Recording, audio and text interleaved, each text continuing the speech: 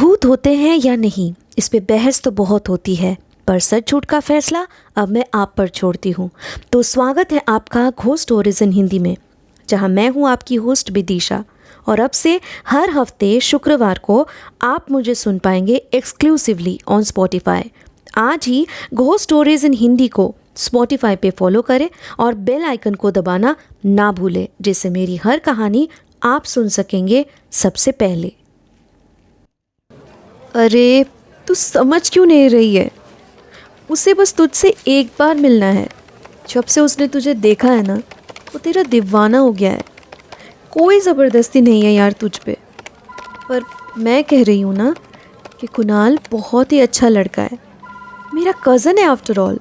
मैं उसे अच्छे से जानती हूँ, ट्रस्ट मी। प्रिया की बातें सुनकर इशिका अपने लैपटॉप पर काम करते हुए ही जवाब में बोली, तू कब तक यही बकवास करती रहेगी? यार, I am not interested at all. कहा था ना तुझसे, मेरे पास इन फालतू चीज़ों के लिए बिल्कुल टाइम नहीं है।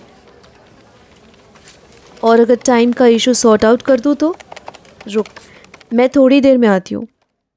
ये कहकर फ़ौरन उस जगह से जल्दबाजी में प्रिया मोबाइल पे किसी का नंबर डायल करते हुए चली गई। कैंटीन में इशिका अपना फेवरेट चाइनीज़ डिश एंजॉय करके खा रही थी कि तभी अचानक वहाँ पीछे से उसे आवाज़ लगाती हुई प्रिया आ पहुँची। ले, तेरा प्रॉब्लम सॉल्व्ड। ये देख, आज रात के 2 ऑनलाइन मूवी टिकट। 9 बजे नॉर्थ सिटी शॉपिंग मॉल के सामने वो तेरा इंतज़ार करेगा। इट्स थर्सडे, फर्स्ट शो है, क्राउड भी कम होगी। बोल अब। अपने खाने पे पहले की तरह ही ध्यान देती हुई इशिका बोली, सोचूंगी। उस रात ऑफिस से घर पहुंचने के लिए कोई भी गाड़ी इशिका को मिल नहीं रही थी। काफ़ी दूर तक पैदल चलकर आगे बढ़ते हुए भी उसे बस कुछ ही बसेस और कैब दिखी, लेकिन उनमें से कुछ नॉर्थ सिटी शॉपिंग मॉल या तो दूसरे किसी जगह पे जा रहे थे। 8:30 बज गए। घर कब पहुंचूंगी मैं इसके बाद? हद हो गई। क्या करूं अब मैं? ऑफिस में भी कोई नहीं है कि उसे कॉल करके लिफ्ट मांगूं। क्या करूं? थोड़ी देर और इंतज़ार करने के बाद इशिका ने नॉर्थ सिटी मॉल जाने का फ़ैसला किया। अब यही एक आखिरी रास्ता बचा हुआ है। प्रिया को कॉल करती हूँ। प्रिया का नंबर डायल करके उसे सब कुछ बताने पर प्रिया ने कहा, सुन, मैं तुझे ऑनलाइन टिकट भेज रही और कुणाल को मैं बोल देती हूँ, वो पहुँच जाएगा। तू चिंता मत कर, मॉल पहुँच। और एक बात और, मैं इसके बाद ना कॉल नहीं उठा पाऊँगी। कल सुबह थोड़ा काम है तो मुझे जल्दी सोना है। कुणाल से कंफर्म करके मैसेज करती हूँ तुझे, देन तू हैंडल कर लेना। ओके ओके, बट उसे पहचानूँगी कैसे मैं? एक काम करना, कुणाल से पूछकर उसके शर्ट का कलर भी बता देना मुझे, ठीक है? इशिका के कहने पर प्रिया ने उसे मूवी टिकट और कुणाल के शर्ट का कलर मैसेज करके बता दिया था। इशिका मॉल के पास जाकर इधर उधर देखने लगी। तभी उसके पास आकर किसी ने कहा, hey, are you waiting for me? Ishika चौंक कर मुड़ते ही अपने सामने एक लड़के को देखती है, जो दिखने में करीब उसकी उम्र का ही लग रहा था। आप कुणाल? इशिका का इतना पूछने पर ही उस लड़के ने मुस्कुराते हुए अपना हाथ आगे करके कहा, हाय, लेट्स गो इनसाइड। बाकी बातें वहाँ भी कर सकते हैं, ऑलरेडी बहुत लेट हो चुका है। इशिका को भी तभी होश आया कि वाकई में मूवी स्टार्ट होने में अब बस कुछ ही पलों की देरी है। इतने कम लोग क्यों हैं? क्या ये मूवी अच्छी नहीं है? इशिका ने कुणाल से पूछा। कुणाल हंसते हुए बोला, अरे नहीं नहीं, ऐसी बात नहीं है। दरअसल ये लेट नाइट शो है एंड हॉरर मूवी भी। आज फर्स्ट डे रिलीज होने पर मे बी लोग इतने ज़्यादा आए नहीं। कल से भीड़ बढ़ जाएगी। आई होप ये मूवी आपको भी पसंद आए। वैसे आप हॉरर मूवीज़ तो देखती होगी ना?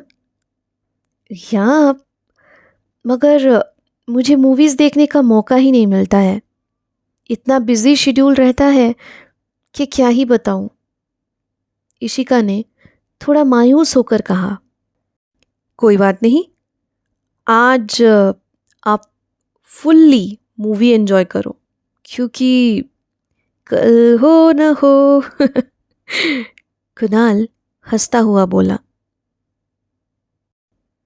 मूवी खत्म होने के बाद मॉल से बाहर निकलते हुए इशिका ने कहा, सच में मूवी बहुत अच्छी थी। Thanks, it was pleasure meeting you.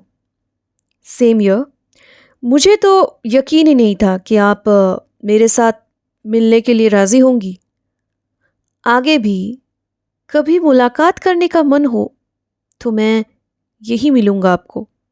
बस एक बार याद कर लीजिएगा। कुणाल की कही हुई बातें अगले दिन ऑफिस आने तक मन ही मन सोचे जा रही थी इशिका। ऑफिस में पहुंचकर अपने डेस्क पे बैठे हुए इशिका अपना काम कर रही थी कि तभी प्रिया उसके पास आकर बोली, हे हाय इशू, कल कब तक घर पहुंची? कैब मिल गई थी तुझे? सुन, मैं तुझसे माफ़ी मांगने आई हूँ यार। कल सिर्फ मेरी वजह से तू। इशिका ने प्रिया को बीच में रोकते हुए कहा, माफ़ी किस बात की मांग रही? उल्टा मैं तुझे थैंक यू बोलना चाहती हूँ। अच्छा हुआ कि तू खुद ही आ गई, वरना मैं तेरे पास आने वाली थी। और हाँ, मैं यही कल करीब 1 बजे के आसपास घर पहुँची थी। इतना लेट? कहीं गई थी क्या? कहीं गई थी क्या? क्या मतलब? मॉल से ही तो यही कुछ 12 बजे निकले थे हम लोग। पर अच्छा हुआ यार, वहाँ से कैब मिल गई थी मुझे। तेरा कल वाला प्लान मस्त था, एक ट्रीट तो बनता है। इशिका ने प्रिया की तरफ देखते हुए कहा। क्या बोले जा रही है तू यार? किसके साथ मॉल में गई थी? मेरा कौन सा प्लान? कौन सा प्लान मतलब? कुणाल के साथ मूवी देखने का प्लान। सच में इतना एक दिन में कंक्लूजन पे तो नहीं आ सकती, लेकिन इतना ज़रूर कहूँगी, he is a decent guy. कल पहली बार तेरी वजह से ब्लाइंड डेट पे गई थी मैं, पर ज़रा भी बुरा नहीं लगा। इसीलिए you are my bestie sweetheart. तेरा ना दिमाग खराब हो गया है।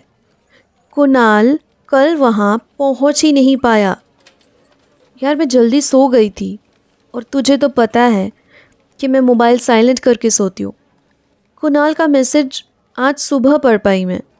उसके घर पे अचानक कोई बीमार हो गया था, इसीलिए उसने मुझे टेक्स्ट किया था कि मैं तुझे बता दूँ। पर तू ये सब क्या बोले जा रही थी? मूवी कुणाल के साथ देखी है एंड ऑल। इशिका प्रिया की बातें सुनकर ज़ोर ज़ोर से हंसने लगी।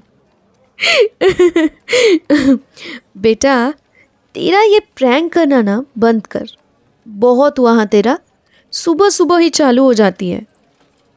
इशू, मैं कोई प्रैंक नहीं कर रही। रुक 1 मिनट। इतना कहकर अपने मोबाइल के स्क्रीन पे एक लड़के का फ़ोटो दिखाते हुए प्रिया ने कहा, देख तो, यही है कुणाल। अब बता, कल रात यही था तेरे साथ? इशिका ने अच्छे से उस फोटो को जूम करके देखते हुए कहा, नहीं यार, ये तो नहीं था। उसकी हाइट तो 5-10 के आसपास होगी। काफ़ी हैंडसम था, स्पेक्स भी थे। अगर ये कुणाल है तो वो कौन था?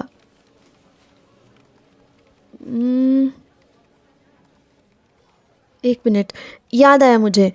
मॉल से निकलने के वक्त कुछ डुअल फीस ली थी मैंने। जल्दी जल्दी अपने मोबाइल से रात को ली गई वो फ़ोटोज़ प्रिया के साथ देखने लग गई थी इशिका। पर उन फोटोज़ को स्लाइड करके देखते हुए दोनों ही एकदम शांत से हो गए थे। दरअसल फोटोज़ से साफ ये तो पता चल पा रहा था कि इशिका ने डुअल फीस ही ली थी, पर उनमें बस एक ही कमी थी, उस दूसरे इंसान का। हर फोटो में बस इशिका ही नजर आ रही थी। प्रिया ने चुप्पी तोड़ते हुए कहा, ये क्या है इशू? तेरे साथ कोई दिख तो नहीं रहा है, लेकिन साफ पता चल रहा है कि तू किसी के साथ तो थी। अगले दिन इशिका और प्रिया नॉर्थ सिटी मॉल पहुंचे। काफ़ी रिक्वेस्ट करने पर वहाँ के एक सिक्योरिटी गार्ड ने उन्हें एक किस्सा बताया। बात कुछ 5 साल पहले की है। यहाँ रात को तब मैं ही नाइट शिफ्ट में रहा करता था। उस रात मैंने एक लड़के को यहाँ काफ़ी देर तक किसी का इंतज़ार करते हुए देखा। मॉल बंद करने का समय हो गया था, तो मैं उसके करीब जाकर बोला, साहब जी, अब आपको यहाँ से जाना होगा, गेट बंद करने का वक्त हो गया है। मेरी बात सुनकर उसे बहुत गुस्सा आ गया और उसने कहा, मैं उसे मिले बिना नहीं जाऊंगा। उसने वादा किया था कि वो आएगी, तो जब तक वो नहीं आती मैं यहाँ से कहीं नहीं जाऊंगा। अरे भाई, तो उसे कॉल करके देख लो, पूछ तो लो वो आएगी भी या नहीं, मैं हमदर्दी जताते हुए बोला। उसने अपना सर झुकाकर इस बार धीमी आवाज में कहा, नंबर तो नहीं है मेरे पास, एक ऑनलाइन ऐप से दोस्ती हुई थी, पर हम दोनों एक दूसरे के साथ जिंदगी बिताना चाहते हैं। पर कल उसने कहा उसकी शादी तय हो गई है, इसलिए अब सब खत्म, ये मानकर मूव ऑन कर लूं। पर मैंने उसे बड़े मुश्किल से मनवाया कि आज एक बार, बस एक बार मुझसे आकर यहाँ मिले। मैं उसके बिना नहीं रह सकता, वो मेरी आदत बन चुकी है। बस इतना कहकर वो वापस इंतज़ार करने लगा और मैं थोड़ी देर बाद घर चला गया। अगले दिन जब काम पे आया तो पता चला सुबह यही गेट के पास उसकी लाश पड़ी हुई मिली थी। खुदकुशी कर लिया था उसने। पर आप लोग जो बता रहे हो, ये बहुत लड़कियों के साथ होता आ रहा है। यहाँ रात में कोई अकेली लड़की यहाँ रहती है तो उनको उस लड़के की आत्मा नज़र आती है। शायद आज भी वो उन्हीं लड़कियों में अपने प्रेमिका को ढूंढता होगा। इशिका के आंखों के सामने अंधेरा सा छाने लगा।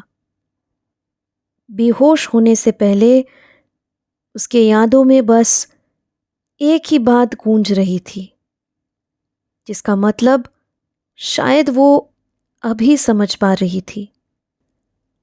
आगे भी कभी मुलाकात करने का मन हो तो मैं यही मिलूंगा आपको, बस एक बार याद कर लीजिएगा। ये थी आज की पैरानॉर्मल कहानी। आई होप आपको ये पसंद आई होगी। घोस्ट स्टोरीज इन हिंदी को स्पॉटिफाई पे फॉलो करते वक्त बेल आइकन को दबाना ना भूलें, जिससे मेरी हर कहानी आप सुन सकेंगे सबसे पहले।